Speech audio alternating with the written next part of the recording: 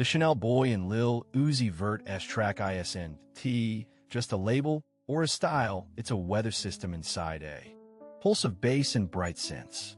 It folds luxury into a mirror that reflects not infinity, but our own longing.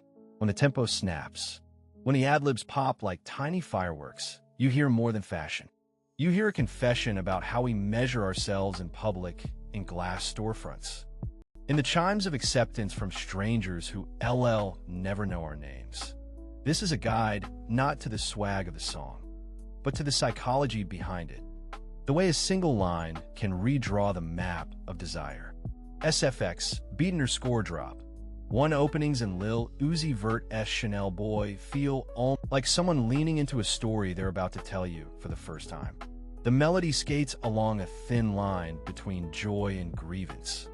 A technique Uzi uses to overstate lightness and still keep one foot in gravity.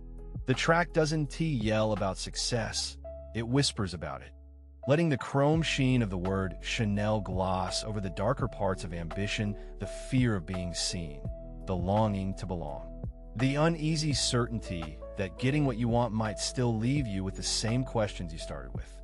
Chanel in this context is not a mere fashion house. It is a symbol playground.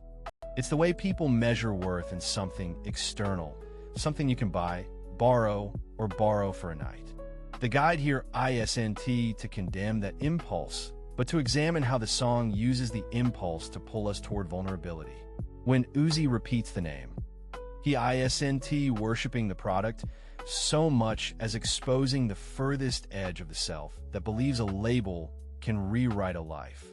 The lyric becomes a kind of litmus test for our own craving. Do we want the Chanel Boy because we want the thing itself? Or because we want to prove to ourselves that we exist in the eyes of others? SFX, soft _808 _ bounce. 0.